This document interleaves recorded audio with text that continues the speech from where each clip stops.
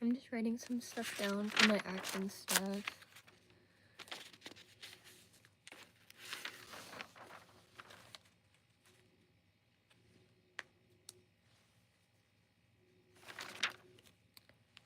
Hi. Please don't call me mommy.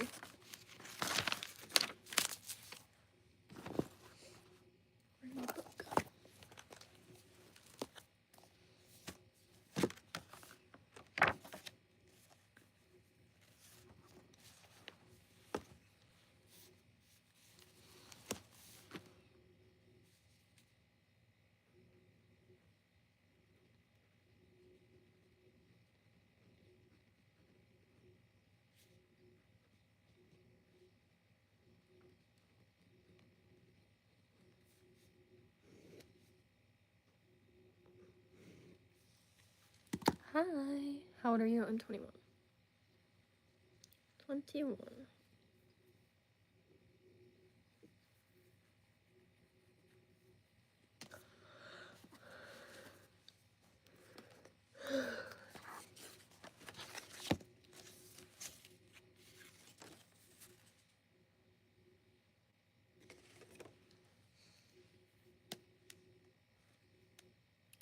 Murray was filmmaker Richard Bush's first choice to play the role of Billy Covington in his 1990 comedy about a hotshot helicopter pilot who takes a job flying covert missions for the CIA during the Vietnam War.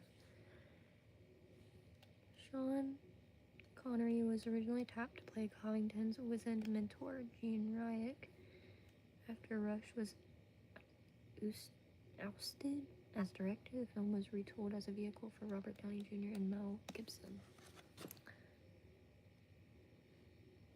Hey y'all, are my comments still working? Yes, they are. Billy?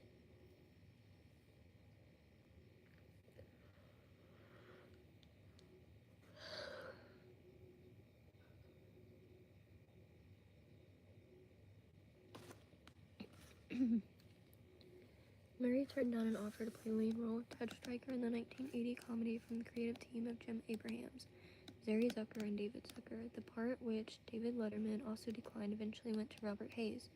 Murray later cited Airplane as an example of a movie that he passed on, though he knew it would be successful.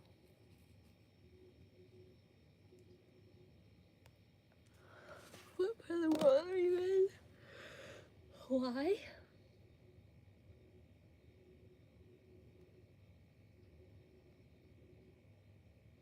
Those are always such weird questions to me. I don't like to answer them.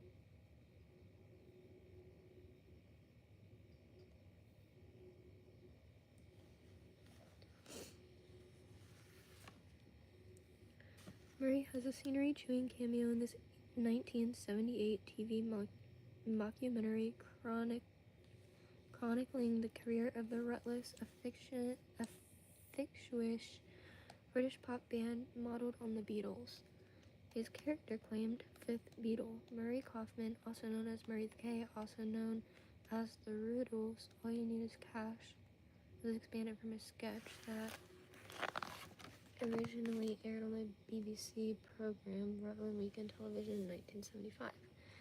Excerpts from that skit were shown on the October 2nd, 1976 episode of Saturday Night Live, hosted by Monty Python veteran and Rutless co-creator Eric Idle. A number of SNL cast members from the period, including Dan and John.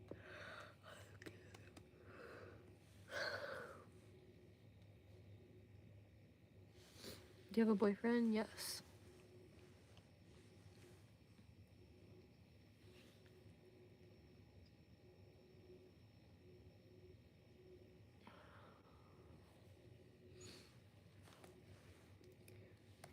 Since 2013, Murray has had a recurring cameo in this Amazon original comedy series from Doonesbury creator Gary.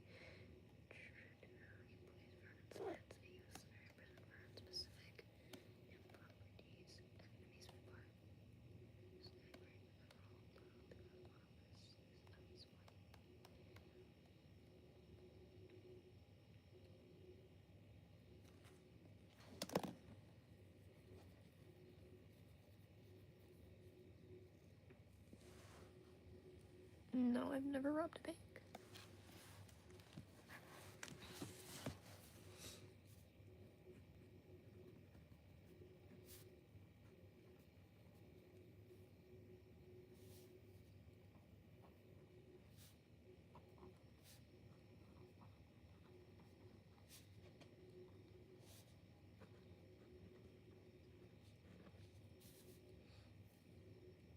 I'm 5'2".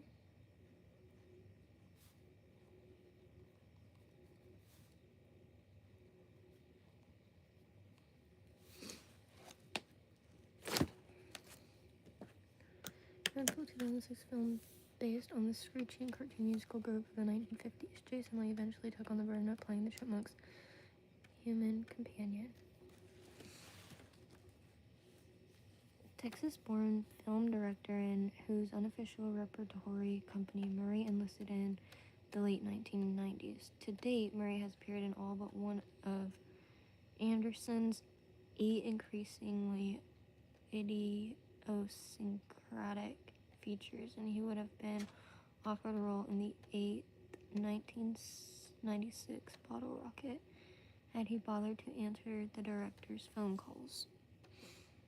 Judging from his public comments, it's safe to say Anderson tops the list of filmmakers with whom Murray most enjoys working. I really love the way West writes with his collaborations, Murray has said. I like the way he shoots and I like him. I've become so fond of him. I love to take what you love and make it the way you live your life and the way you bring love into the world.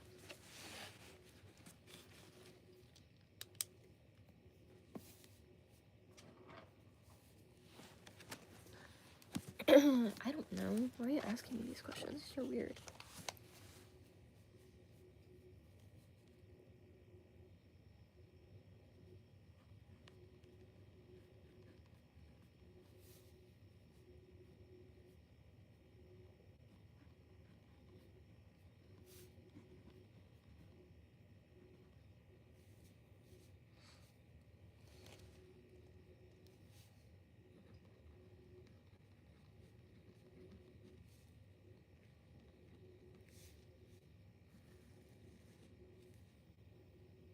No, I'm right-handed. Anderson was among the first to exploit Murray's potential for pathos on film, beginning with 1998 Rushmore. After several years spent flailing in lowbrow comedies like Larger Than Life and The Man Who Knew Too Little, Murray welcomed the chance to stretch his acting muscles. Of Anderson's approach to using him, he once observed, Wes really knows what he wants. It's not like, get the ham out there and let him oink. There's usually a warning shot across the bow, like I'm going to be something, just know. Just a little bit of talk. I never know if he means, are you interested or are you alive? It could be both. You're weird? Oh, okay. French brandy favored by Murray in his mid-20s, he was referred to as Truth Serum. Murray and his Stripes co-star Warren Oates got falling down drunk on what? I can't even read this. The legendary star of And the Golden Girls met Murray when she hosted the November 17, 1979 episode of Saturday Night Live in a 2008 interview with film critic Elvis Mitchell. Murray confessed that he did not look forward to working with Arthur, considering her an old dame whose antiqued declamatory acting style wouldn't mesh with his more improvisational approach. I would have thought I'd give a hoot and holler about Beau Arthur, he said. She won him over with her commitment to her performance. I was very impressed with her, he admitted. She was amazingly professional. She was game. She had all kinds of chops and could do anything.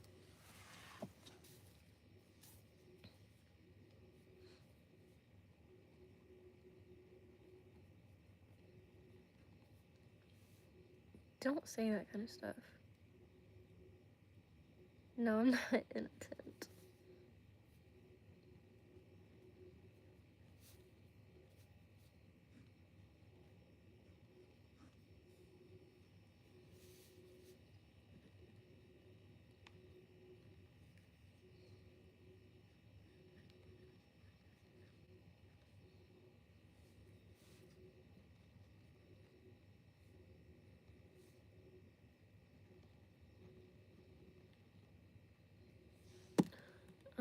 It is late at night for me.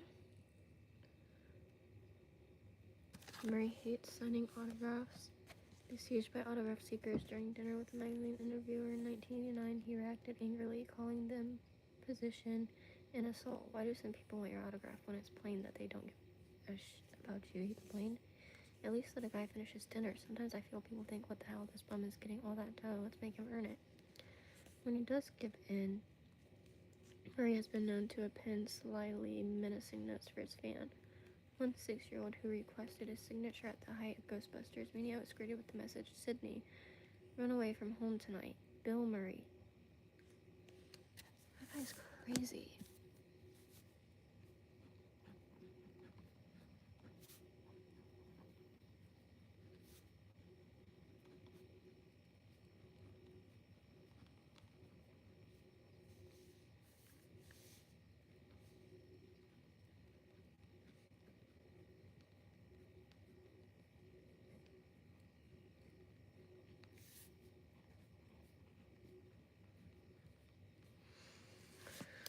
At other times, Murray has made a point of signing Jim Belushi's name instead of his own. During a vacation in Mexico in 1988, Murray was pestered by one over-dressed female fan who kept ordering me to give her autographs, like I was her personal trinket. He responded by dumping the woman, furs, designer clothes and all, into a swimming pool.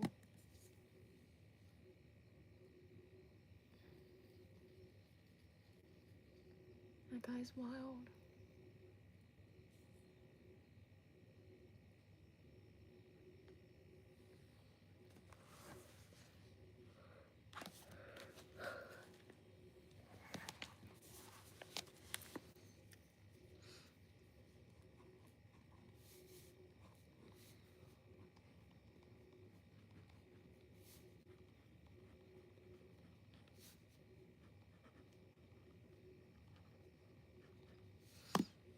Director Penny Marshall considered Murray for the role of catatonic Leonard Lowe in the 1990 film based on the casebook of neurologist Oliver Sacks, but with Robin Williams on board as a fictionalized version of Sacks, Marshall was reluctant to add another comic actor to the cast. Robert De Niro took the part and received an Academy Award nominating for Best Actor.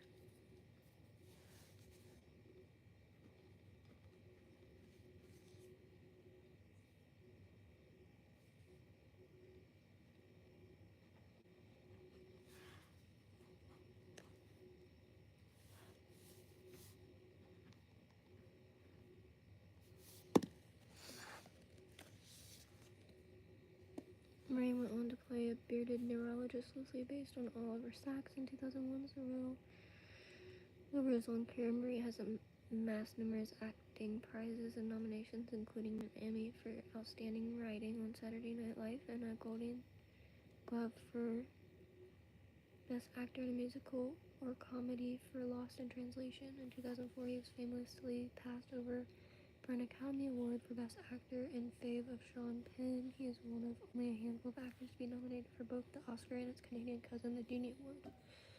Despite all the accolades he's received, Murray has a professed version for the pursuit of awards, a desire he once likened to a low-grade infection.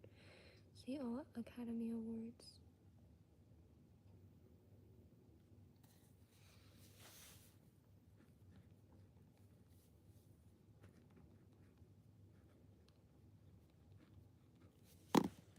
Are you reading Ghostbusters? No. What class are you taking? This is just me personally trying to research for what I wanted to do with my life, which is I'm an actress. Murray credits with being one of the only people to write sketches for him during his difficult first season on Saturday Night Live. A gifted impressionist and character actor, collaborated with Murray on 2 Ghostbuster films and helped grease the wheels for the green lighting of Murray's magnum opus, The Razor's Edge. In 1989, both men also had small roles in Mr. Mike Mondo video, All You Need Is Cash and Nothing Lasts Forever. Murray has called him a hell of a guy and once claimed he was the only one of the ex-Ghostbusters with whom he socialized regularly.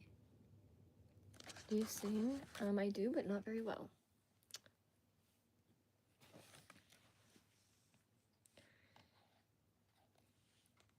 Despite their long-standing friendship, Murray has resisted all of his entreaties to join him in a proposed third Ghostbusters movie.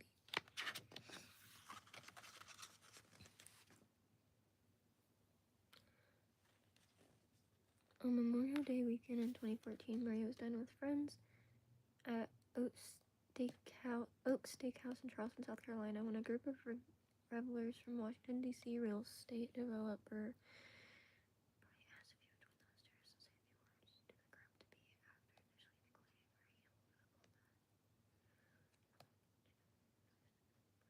You know how funerals are not for the dead, they're for the living? Murray told an astonished room and 20 of his Boston's college buddies. Bachelor parties are not for the groom, they're for the unmarried. He then shared his secret for finding your soulmate. If you have someone that you think is the one, don't just sort of think in your ordinary mind, okay, let's make a date, let's plan this and make a party and get married. Take that person and travel around the world. Buy a plane ticket for the two of you to travel all around the world and go to places that are hard to go to and hard to get out of. And when you come back to JFK, when you land in JFK and you're still in love with that person, get married at the airport. In theater? No, I'm not in theater.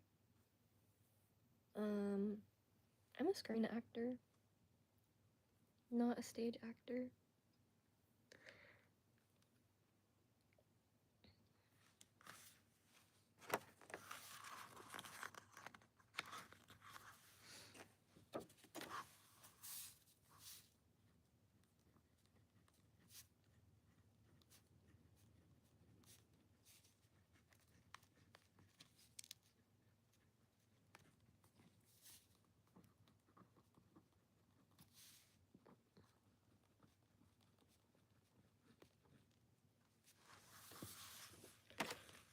Murray was the original choice to play Willie T. Stokes, a low-life shopping mall Santa Claus, in the 2000 comedy from director Terry.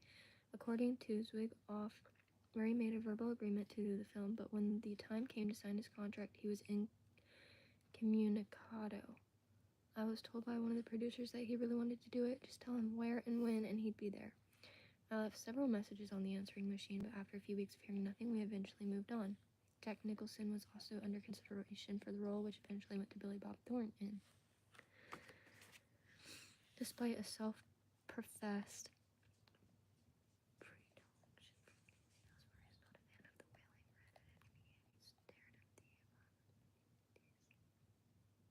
Lucy never really made me laugh, he told film critic Elvis Mitchell in a 2008 interview. Lucy was never my girl.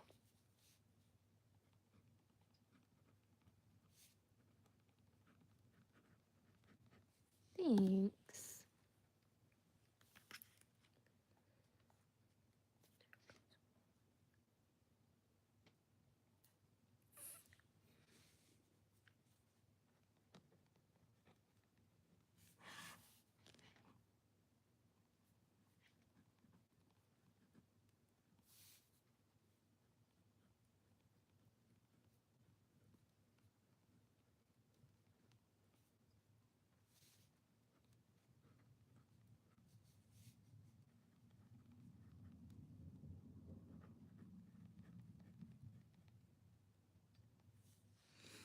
Documenting filming turns camera. Murray's brother Joel served as executive producer for this irreverent sports documentary, which was shot during the 2004 and 2005 baseball seasons. Murray recorded his deadpan narration track in 2009 inside his suite at the Sunset Tower Hotel in West Hollywood.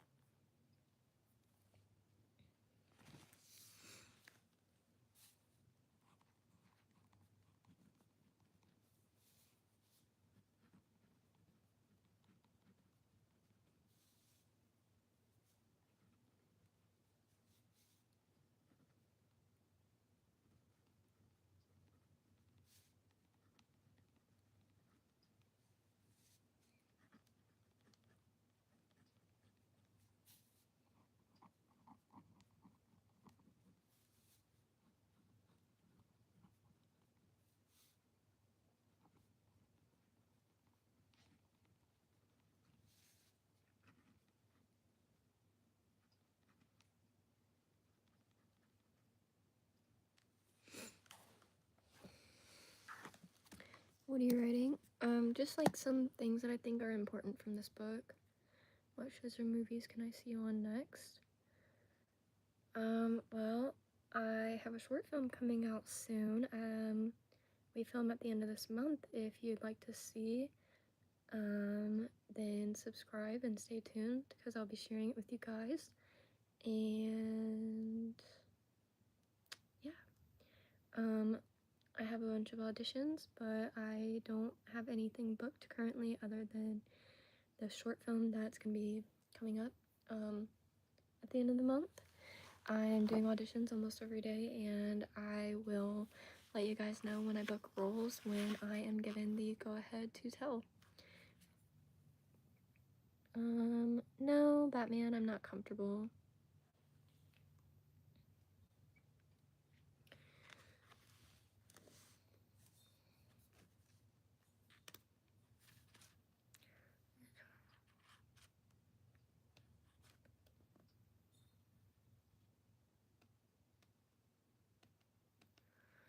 Be right an hour from home. Blah, blah, blah, blah, blah.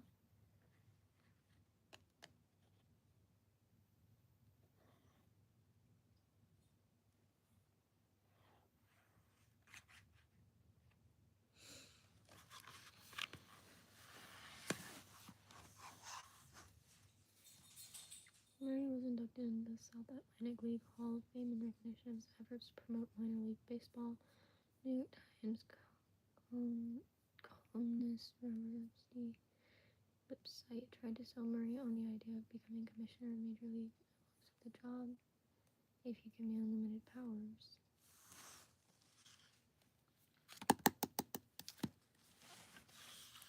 Murray was briefly considered for the role in director Tim Burton's 1989 big screen adaptation of the long-running DC Comics series. Mel Gibson, Kevin Costner, and Pierce Brosnan were among a who's who of 80s icon, and contention for the part, which went to Michael Keaton. Playing the Dark Knight would have been a major career coup for Murray, who had only recently returned to Hollywood after a 4-year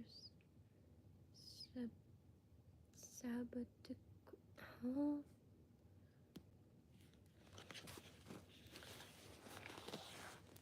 Murray had uncredited vocal work on the English language dub of his 1980 animated feature from Belgian cartoonist Jean Paul,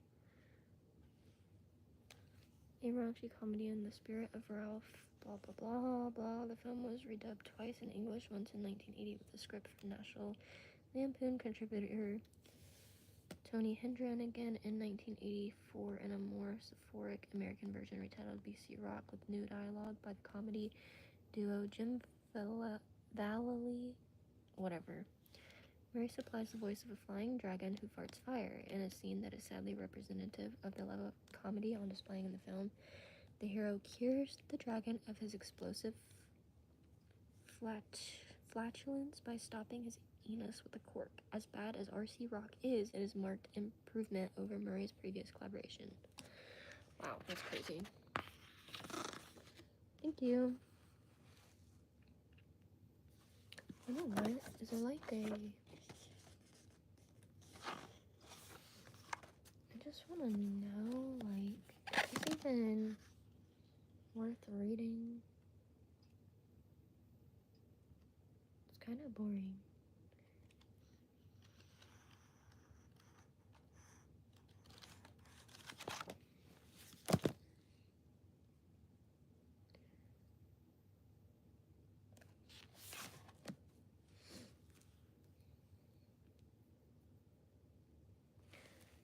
Aborted Murray's movie project of the mid-1980s that was meant to be the actor's second directorial effort, co-writer by Murray and his Scrooge collaborator Mitch Glazer. Beat was an Americanized redo of a 1994 French feature. Oddly enough, Murray's directorial debut, 1990's Quick Change, was also a remake of a French film. The surreal black comedy would have chronicled the travails of a famous actor bedeviled by a lookalike whose outrageous behavior threatens to ruin his reputation. Murray was very high on the project, but the studio mysteriously bailed on him. Disney was going to do it, he said, and they said it was the best script they'd read in 5 years. And then 2 days later, some guy said, "They don't make this kind of movie anymore." And I was like, what? It just took the wind out of my sails for working. I was just so disappointed. 11 years later, in 2008, Murray was still gushing about the screenplay to the Chicago. "It spoke very much to the celebrity culture we have now," he said. "Everything we wrote has come true. I think it still plays. I do want to direct it. I'm confident I can do it. But if there was somebody who was really funny and wanted to haul off and do it very quickly, I'd let them do it." American comic actor who served as Murray's role model during the early stages of his career, Murray has called him Belushi, "the best actor I've ever seen in a powerful powerboat, paving the way for his own ascent to stardom." In interviews, he repeatedly praised his improv techniques, liking it to a martial art. He was really free on the stage. Big human being. He had extraordinary appetites and extraordinary talents. He was like Babe Ruth. He could eat 50 hot dogs and he could hit 60 home runs. He could do it all. He never thought anything could really stop John.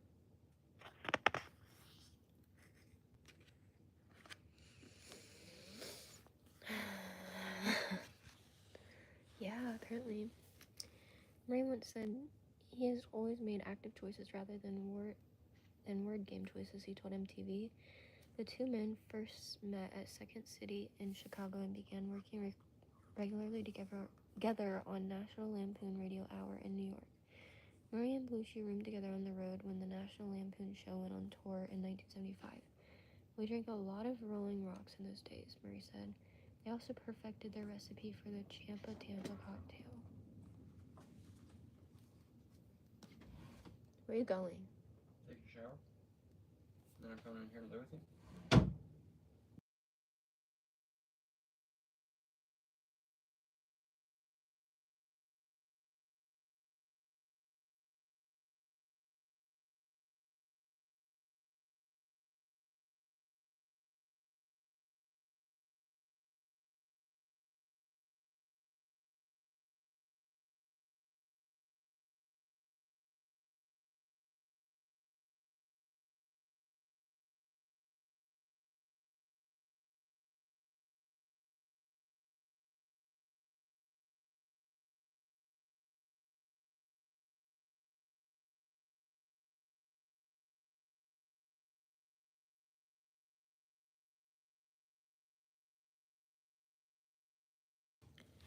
Can you shut the door?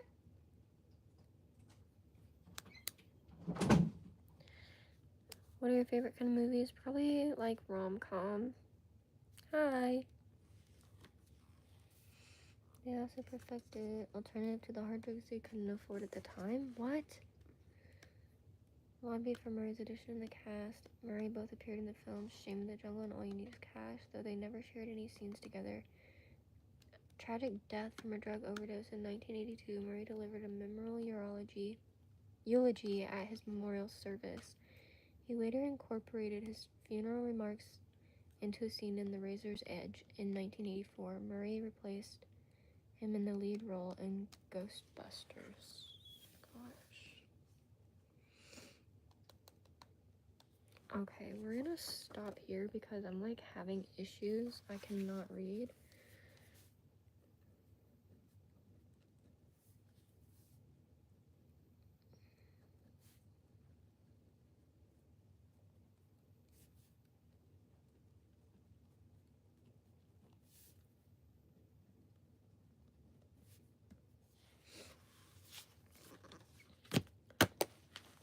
What is your favorite plushie?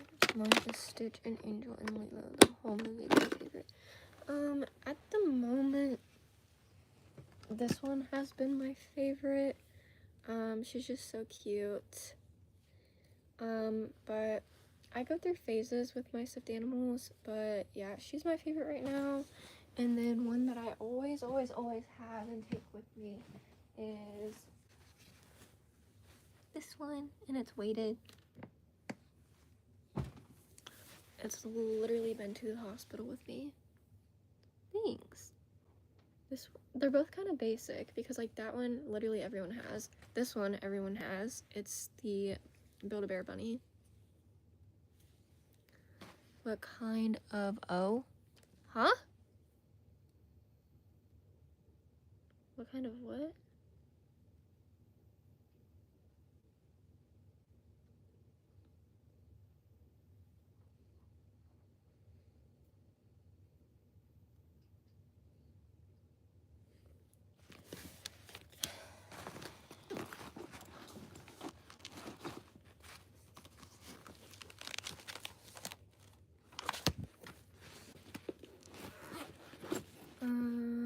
What kind of blanket? It's a Bucky's blanket. I am about to get off of here, guys.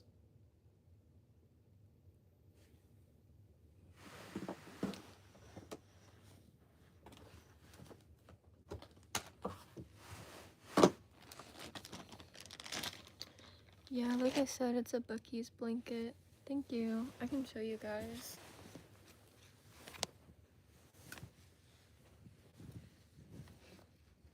This is the blanket. But, yeah. I'm actually gonna get... Oh, guys, don't look at my mess. You have the same one? That's crazy. I'm actually gonna get off of live because I don't know what's going on, but I'm just not really feeling it tonight. I don't know. But I'll probably be back on tomorrow night, so make sure you guys subscribe, and I can't wait to see you guys later. Bye!